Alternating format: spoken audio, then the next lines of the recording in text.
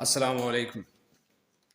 मैं हूं अब्दुल बासित और आप देख रहे हैं हमारा YouTube channel Abi Khan chemistry.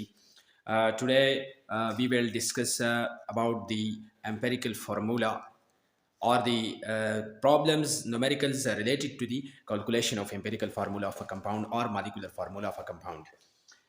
उस कैलकुलेशंस में प्रैक्टिस प्रॉब्लम्स में हमने पार्ट 1 कर चुके हैं, लेकिन पार्ट 1 में कुछ मुख्तलिफ किस्म के न्यूमेरिकल्स दिए हुए होते हैं और यहाँ पर जो है हम न्यूमेरिकल्स करेंगे, लेकिन उस पार्ट 1 से कुछ मुख्तलिफ न्यूमेरिकल्स इंशाल्लाह करेंगे और उसमें आपको बताएंगे कि कैसे उन स्टेप्स को हम अप्लाई करते हैं जो स्टेप्स मैंने लेक्चर नंबर 6 में डिस्कस किए थे। आइए शुरू करते हैं lecture number 8 practice problems part 2।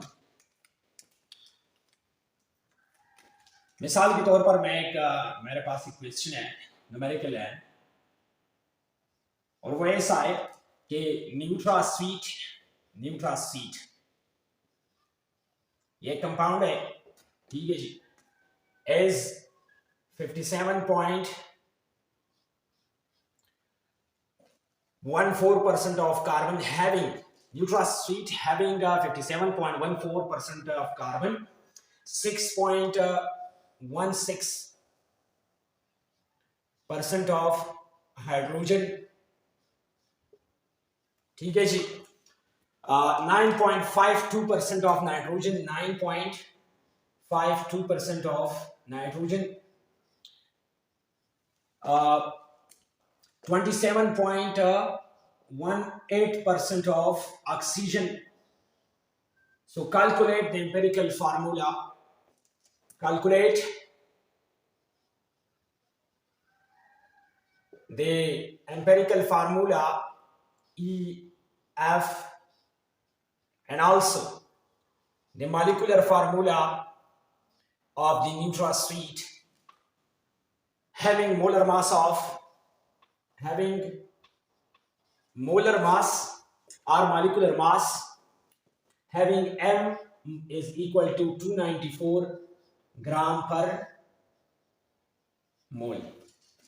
ठीक है जी, ये क्वेश्चन एक न्यूमेरिकल है और इस न्यूमेरिकल में ये बताते हैं कि हमारे पास 57.14% कार्बन है, 6.16% ऑफ हाइड्रोजन है, 9.52% नाइट्रोजन है और 27.18% ऑक्सीजन है। सो आप कैलकुलेट कीजिए एम्पेरिकल फार्मूला और मॉलिक्यूलर फार्मूला को डिटरमाइन कीजिए, न्यूट्रास्वीट का एम्पेरिकल और मॉलिक्यूलर फार्मूला कौन सा होगा।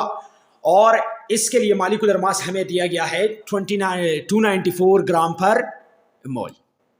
आइए शुरू करते हैं। शुरू में हम इससे गिवन डेटा लेंगे कि गिवन में हमें क्या कुछ दिए गए हैं। गिवन में हमें दिया गया है percentage composition of the carbon is equal to 57.14%। अच्छा जी, परसेंटेज कंपोजिशन ऑफ हाइड्रोजन दिया गया है 6.16%, परसेंटेज कंपोजिशन ऑफ नाइट्रोजन दिया गया है जी 9.52%, परसेंटेज कंपोजिशन ऑफ ऑक्सीजन दिया गया है 27.18%। हमें रिक्वायर्ड क्या है? रिक्वायर्ड इसमें हमने कैलकुलेट करना है, डिटरमाइन करना है एम्पेरिकल फार्मूला ऑफ न्यूट्रास्वीट। ठीक है जी,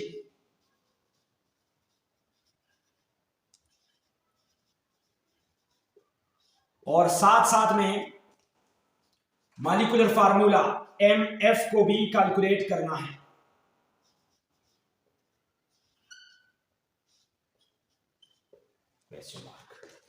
ये हमें रिक्वायर्ड है। रिक्वायर्ड मींस कि हमने किन चीजों को इस न्यूमेरिकल में फाइंड आउट करने हैं। एम्पेरिकल फार्मूला और मॉलिक्यूलर फार्मूला को हमने कैलकुलेट करना है और इसी के साथ साथ एक चीज मैं भूल गया कि मॉलिक्यूलर मास भी यहाँ पर दिया गया है। मॉलिक्यूलर मास गिवन में हमारे पास मॉलिक्यूलर मास भी है। अच्छा जी, मैं यहां लिखता हूं इसे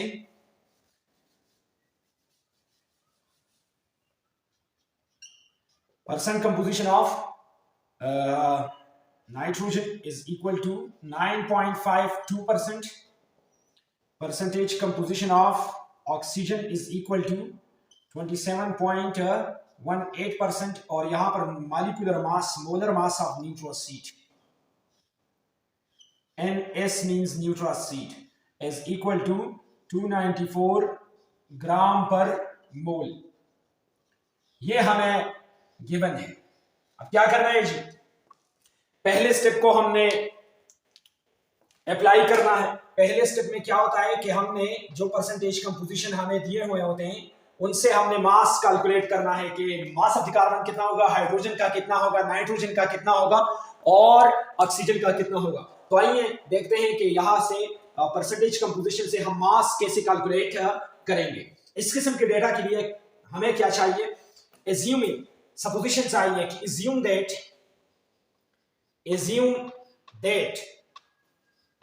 क्या percentage of each element is equal to mass of the element, कि जितना परसेंटेज हमें इस डेटा से मिल चुका है वो परसेंटेज हर एक एलिमेंट का मास ही कंसिडर किया जाएगा। ठीक है जी। और हम ये भी इज्यूम करते हैं कि टोटल मास जो है हमारे पास, टोटल मास ऑफ द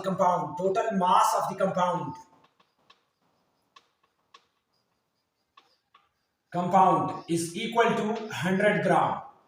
अब अगर ये 100 ग्राम हो गया तो जो परसेंटेज हमें ईच एलिमेंट का दिया गया है वो परसेंटेज हमें डायरेक्ट मास की तरफ ले जाएंगे। मतलब ये कि अगर total mass of the compound जो है वो 100 ग्राम है तो मास ऑफ द कार्बन फिर क्या होगा, वही परसेंटेज ऑफ द कार्बन होगा, 57.14 ग्राम होगा। Percent mass of the hydrogen कितना होगा, 6.16 ग्राम। परसेंटेज ऑफ नाइट्रोजन 9.52 ग्राम और सिमिलरली ऑक्सीजन का भी यही होगा। अब आइए मास कैलकुलेट करते हैं। सो mass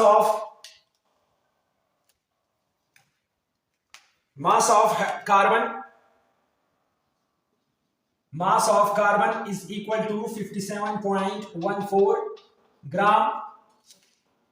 Mass of hydrogen is equal to 6.16 gram. Mass of nitrogen is equal to 9.52 gram और mass of oxygen is equal to 27.18 gram. ये हमारे पास मासेस ऑफ द एलिमेंट्स आ गए। अब पहला स्टेप जो है वो हमें आ गया कि मासेस से हम परसेंटेज से हमने मास कैलकुलेट किया और मास से जो है अब हम पहला स्टेप वो हमारा कंप्लीट हो जाएगा जब हम इसे मोल्स में कन्वर्ट करेंगे। अब इसे मोल्स में कन्वर्ट करते हैं तो मोल्स में कन्वर्जन के लिए क्या चाहिए,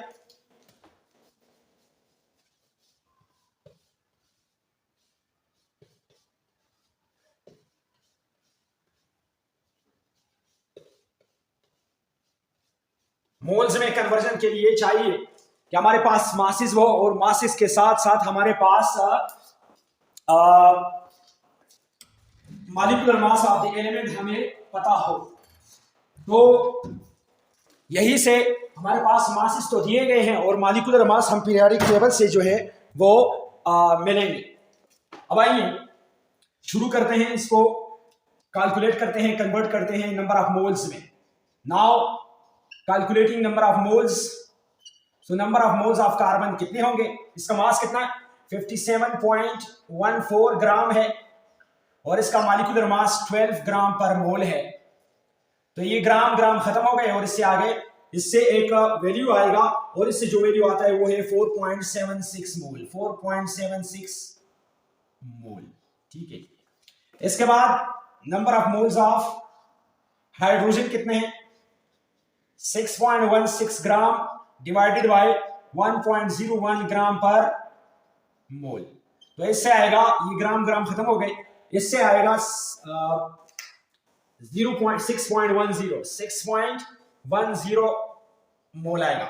इसके बाद number of moles of nitrogen लेंगे तो मास ऑफ द नाइट्रोजन कितना है 9.52 ग्राम डिवाइडेड बाय 14 ग्राम पर मोल। तो इससे आएगा एक वैल्यू 0.68 मोल, 0.68 मोल आएगा। और लास्ट में नाइट्रोजन है, number of moles of oxygen कितने होंगे, मास कितना है 27.18 ग्राम है, और इसको डिवाइड करेंगे इसके मोलर मास से, मॉलिक्यूलर मास से 16 ग्राम पर मोल से, तो इससे आएगा वैल्यू 1.70 मोल, 1.70 मोल आएगा। अच्छा जी, ये पहला स्टेप कंप्लीट हो गया कि हमने इस मासिस को, ये जो मासिस दिए गए हैं एलिमेंट्स के, इन मासिस को हमने नंबर ऑफ मोल्स में कन्वर्ट किया। इसके बाद हम इसे, ये जो मोल्स, नंबर ऑफ मोल्स आ गए, इनमें सबसे स्मॉलेस्ट वैल्यू जो है, सबसे स्मॉलेस्ट वैल्यू वो है 0.68। तो इन तमाम नंबर ऑफ मोल्स की वैल्यूज को हम 0.68 से डिवाइड करेंगे। अच्छा, डिवाइड करते हैं as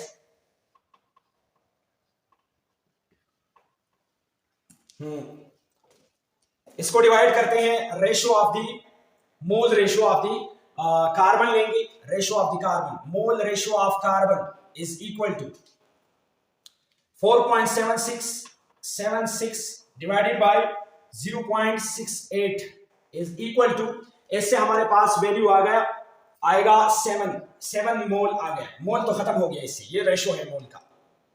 ratio of the hydrogen कितना आएगा, हाइड्रोजन इज इक्वल टू, यहां पर वैल्यू कितना है 6.10 डिवाइडेड बाय 0.68, तो इससे आएगा 9, इससे आएगा 9, तकरीबन 9 आएगा। से वैल्यू 8.97 है, 8.97 है, लेकिन हम इसको अगर राउंड ऑफ करते हैं तो अप्रोक्सीमेटली ये इक्वल आएगा 9 का। इसके बाद mole ratio of nitrogen is equal to, nitrogen का कितना होगा 0.68 है, और 0.68 को 0.68 से डिवाइड करेंगे तो इससे आएगा 1। और लास्ट में मोल रेशियो ऑफ दी ऑक्सीजन लेंगे तो ये है 1.70 डिवाइड करते हैं 0.68 से, इससे आएगा कितना, इससे आएगा वैल्यू 2.5 वैल्यू आएगा। ये हो गए मोल रेशियोज। हमने जो स्मॉलेस्ट वैल्यू मोल्स में है उस पे हमने तमाम वैल्यूज को डिवाइड किए, उससे ये वैल्यूज आ गए, 7 आ गया, पहले से 7 आ गया, फिर 9 आ गया, फिर 1 आ गया, और फिर 2.5, ये 4 वैल्यूज हमें, 4 वैल्यूज हमें मिल गए। अब इसके बाद क्या करना है, क्योंकि एक वैल्यू जो है वो इसमें डिसिमल्स में है, तो इसको राउंड नहीं कर सकते क्योंकि ये 5 है, और 5 का राउंडिंग जो है रूल्स के मुताबिक नहीं हो सकता है, तो इसको हम राउंड नहीं करते हैं, इसको फिर मल्टीप्लाई करेंगे एक ऐसे नंबर से जो इस 2.5 को होल नंबर में कन्वर्ट कर सके। आइए इसको मल्टीप्लाई करते हैं।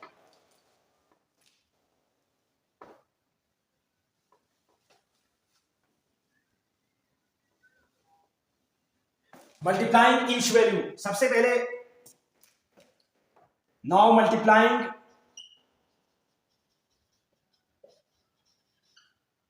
each value by 2, so we will get what, we will get a whole number, to get a whole number,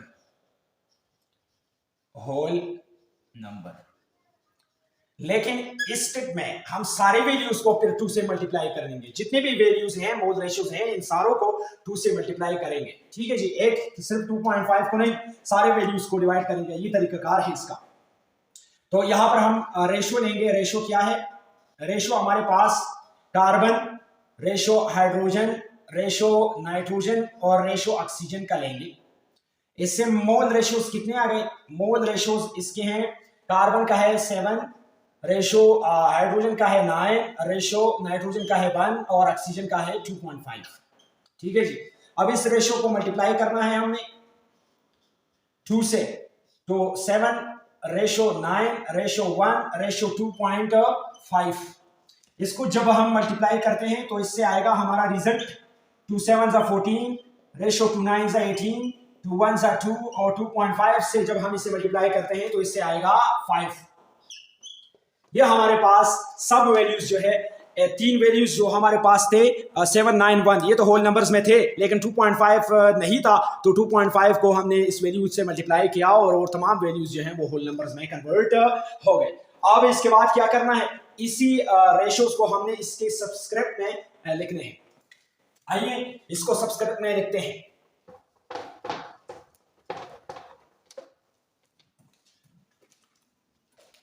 चलो ठीक है जी। अब रेशो क्या है, रेशो है 14 ratio 18 ratio 2 ratio 5। Now empirical formula, empirical ई फार्मूला इज इक्वल टू, हमारे पास कितने एलिमेंट्स हैं, कार्बन है और साथ में हाइड्रोजन है। कार्बन का रेशो कितना है 14, 14 लिखेंगे यहाँ पर सबस्क्रिप्ट में। फिर हाइड्रोजन है, हाइड्रोजन का कितना आ गया 18 लिखेंगे। फिर इसके बाद नाइट्रोजन है, नाइट्रोजन का कितना है 1 और 2 सॉरी 2 आ गया। और ऑक्सीजन का है 5, यहाँ पर हमने 5 लगाया। ये वैल्यूज आ गए, एम्पिरिकल फार्मूला आ गया। नाउ इस एम्पिरिकल फार्मूले के बाद, ये तो हो गया एम्पिरिकल फार्मूला हमारा। अब इसके बाद जो है हमने मॉलिक्यूलर फार्मूले को भी कैलकुलेट करना है। इसी कंपाउंड का एम्पिरिकल फार्मूला ये हो गया और इसके बाद मॉलिक्यूलर फार्मूले को भी कैलकुलेट करना है। तो मॉलिक्यूलर फार्मूले की कैलकुलेशन के लिए क्या है, सबसे पहले हमने एन वैल्यू को कैलकुलेट करना है। एन वैल्यू क्या है, एन वैल्यू है ratio between the empirical formula mass और the molecular mass of the compound, molecular mass of the compound. तो आइए मॉलिक्यूलर फार्मूले की कैलकुलेशन करते हैं। ठीक है, now molecular formula now is, सबसे पहले हमने मॉलिक्यूलर मास तो हमें एक दिया गया है और दूसरा हमने कैलकुलेट करना है मॉलिक्यूलर मास या एम्पिरिकल फार्मूला मास। ये एम्पिरिकल फार्मूला मास कैलकुलेट करेंगे। Empirical formula mass of C14 H18 N2 और O5 का इस तरह, कार्बन जो है वो 14 है, इसको कार्बन के एटॉमिक मास से मल्टीप्लाई करेंगे, प्लस हाइड्रोजन है 18, इसको हाइड्रोजन के एटॉमिक मास से मल्टीप्लाई करेंगे और प्लस नाइट्रोजन है 2, इसको नाइट्रोजन की एटॉमिक मास से मल्टीप्लाई करेंगे और प्लस ऑक्सीजन है हमारे पास 5 कुल, तो ऑक्सीजन के एटॉमिक मास से इसे मल्टीप्लाई करेंगे। अब इसके बाद एटॉमिक मासेस हमने लगाने हैं 12 प्लस 18 इनटू हाइड्रोजन का एटॉमिक मास है 1.01 और प्लस 2 है, नाइट्रोजन का है 14 और ऑक्सीजन का है 16।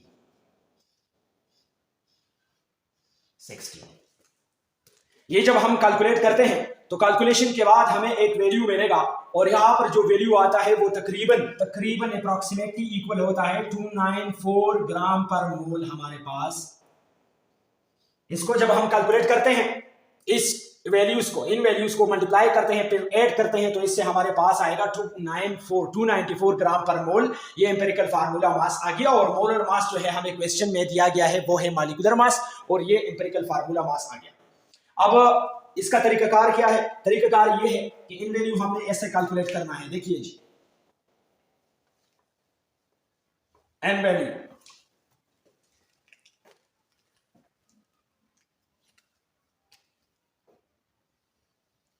n इज इक्वल टू, मतलब ratio between the molecular mass and empirical formula mass. तो यहां पर मॉलिक्यूलर मास लेंगे, molecular mass of the compound लेंगे, कंपाउंड, और divided by empirical molecular formula mass या एम्पिरिकल फार्मूला मास, इससे डिवाइड करेंगे। तो यहां पर हमारे पास आ गया 294 ग्राम पर मोल, इसको डिवाइड किया 294 ग्राम पर मोल से, तो इससे आएगा, ये कैंसिल हो जाएंगे, इससे आ गया n is equal to 1, n is equal to 1। ये हमारे पास रेशो आ गया, n का वैल्यू आ गया। ठीक है जी, n का वैल्यू हमारे पास आ गया। अब इसके बाद क्या करना है, फार्मूले में इसे पुट करना है।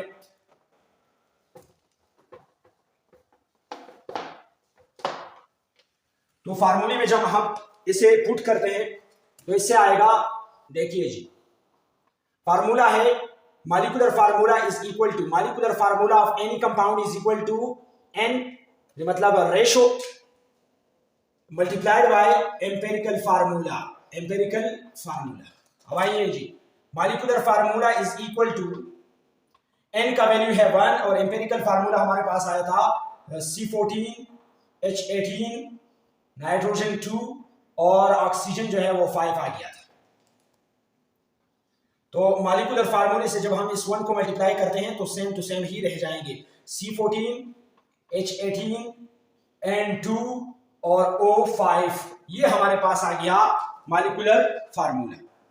अब जब भी n का वैल्यू 1 आता है या molecular mass of the compound और एम्पेरिकल फार्मूला मास एक ही होता है तो n का वैल्यू जरूर 1 आएगा, और जब 1 आता है तो इसका मतलब ये हो गया कि एम्पेरिकल फार्मूला और मॉलिक्यूलर फार्मूला एक ही होगा। तो ये देखिए, एम्पेरिकल फार्मूला भी यही था और मॉलिक्यूलर फार्मूला भी यही है। ये हो गया न्यूट्रास्वीट का एम्पेरिकल और मॉलिक्यूलर फार्मूला।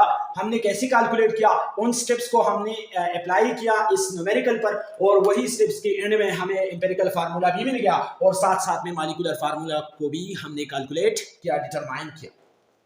अच्छा जी, इस किस्म के ये 2 किस्म के क्वेश्चंस आ सकते हैं। एक को हमने पार्ट 1 में डिस्कस किए थे, एक किस्म के न्यूमेरिकल्स को, और दूसरे किस्म के न्यूमेरिकल्स जो हैं वो हमने लेक्चर नंबर 8 पार्ट 2 में हमने एक्सप्लेन किए। अच्छा जी, आपने इस वीडियो को बिल्कुल सही तरीके से देखना है, इसमें और कुछ भी नहीं है, लेकिन 2-3 स्टेप्स जो हैं वो उस पार्ट 1 में स्किप हो गए थे, क्योंकि वहां पर राउंडिंग भी नहीं थी, मल्टीप्लाइंग की जरूरत भी नहीं थी, और साथ में परसेंटेज भी नहीं दिया गया था। वहां पर डायरेक्ट ही मास दिया गया था और मास को हमने कन्वर्ट किया नंबर ऑफ मोल्स में। इसमें हमने परसेंटेज कंपोजिशन दिया गया है, तो अगर परसेंटेज कंपोजिशन दिया गया है तो इसके बाद आपने इन्हीं स्टेप्स को इसी तरीक़ाकार को फॉलो करना है और आपको आखिर में डिजायर्ड जो मॉलिक्यूलर फार्मूला या एम्पेरिकल फार्मूला है वो मिल जाएगा। सब्सक्राइब करना ना भूलिएगा, और नेक्स्ट वैल्यू तक आप सब लोगों का बहुत बहुत शुक्रिया। Welcome and thank you so much for watching.